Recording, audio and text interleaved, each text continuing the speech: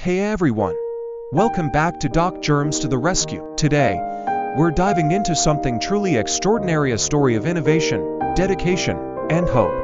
Our world is facing unprecedented challenges: climate change, food insecurity, and environmental degradation. But what if I told you there's a way to resolve all of these issues at once? Sounds incredible, right? Well, let me introduce you to Biolexins, a vaccine for the future, a divine gift for sustainable agriculture, public health, and environmental stewardship. Behind this groundbreaking innovation is a visionary inventor, Dennis Albiolin, also known as Doc Germs. For over a decade, Dennis has dedicated his life to studying nature, driven by a deep belief that every living thing has a unique purpose. Inspired by divine wisdom and the intricate balance of ecosystems, Dennis developed Biolexins, a suite of eco-friendly solutions that harmonize nature and technology. Ang kalikasan ay ang pinakamahusay na guro. Sa mga kagubatan, aking natuklasan ang perpektong balanse sa pagitan ng mga halaman, mikrobyo, insekto at iba pang nilalang. Walang pataba o kemikal na pestisidyo, ngunit lahat ay malusog, luntian, at ligtas mula sa sakit o peste.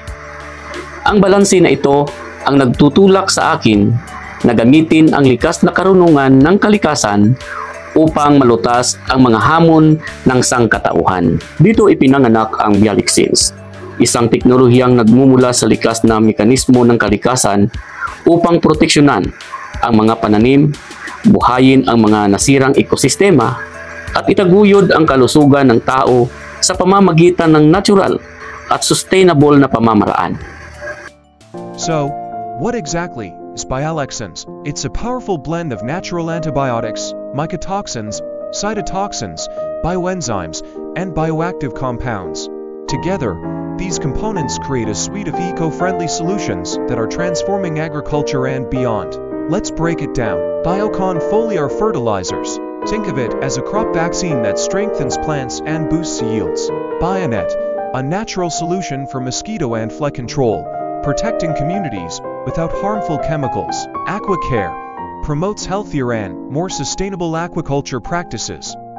Biocatalyst revitalizes degraded soils and restores their natural fertility. Retigo, an eco-friendly solution for natural rodent control. Toothies Pro, a probiotic solution providing relief from toothache in just 10 minutes. Skin Pro, a probiotic ointment addressing fungal skin infections. And here's something truly amazing: Biolexins empowers farmers to make their own biopesticides. This not only reduces the cost of farming inputs, but also promotes biological farming and crop vaccination technology. The result: healthier farming, healthier communities, healthier food, and a healthier environment. Ito yung mga inatake ng daga. Pang 2 araw po ngayon na mula nung biological treatment po tayo gamit ng crop vaccine at saka yung catalyst natin. Sa awa ng Diyos guys, kahit isa hindi na po nadaragdagan. Ibig sabihin, talagang nahinto ang kanilang pag-aatake, at saka ang pinakamaganda guys, hindi na talaga sila bumalik. Ito po si Kuya Elmer, isa po siya sa maintainer nitong farm na to. Ilang hektarya nito kuya? 1.5 hectares.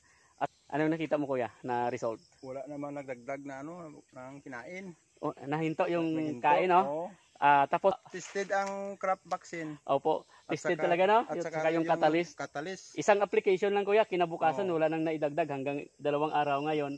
Ito na yung palay ko guys na inaplayan namin ni Doc Germs ng crop vaccine nung nakaraang week.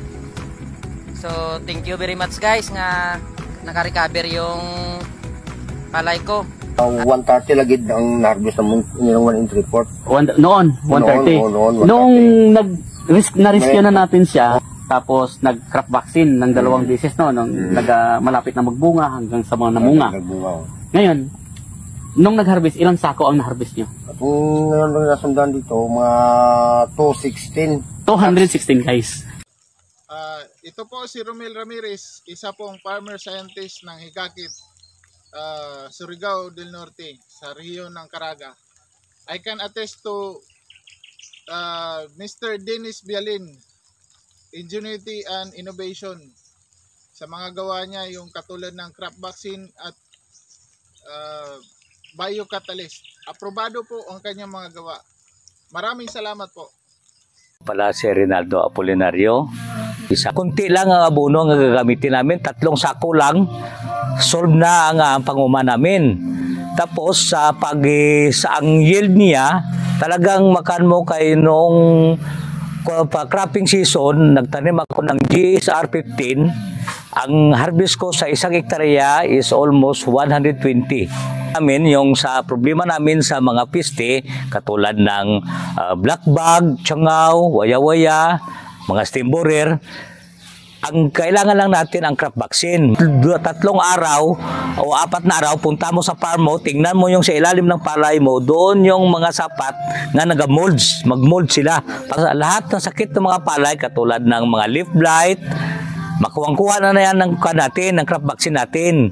Kasi yung natin, hindi na kailangan maggamit kayo ng fungicide, kayong simple-simple lang yan sa crop vaccine natin. Na-experience namin first-hand kung ano yung effect ng crop vaccine. Sa akin kasi nakita ko talaga kung anong naging benefit niya sa environment, sa plants, sa mga livestock din. I don't know if it has something kung nakatulong din siya na hindi kami masyado napapasok ng sakit. Oo, mga yung mga sakit sa manok. Opo. Hindi din kami ganun kahigpit sa tao namin na bawal lumabas. Ay, sa quarantine. Sa quarantine. Ang biosecurity din namin hindi din ganun kahigpit. Siguro isa din yun sa nakatulong. Pero nandun pa rin yung langaw. Tapos naalala ko yung crop vaccine. Sabi ko, marami pa dun sa bodega. Sabi ko, doon sa nag-aalaga ng mga manok, try natin, mag-spray ka siya, basi mapatay te. Hindi, sabi ko, ay ganun ba? So yun, in-spray niya. Once nga lang, kasi parang hindi rin seryoso. Tapos, lagi din ako wala.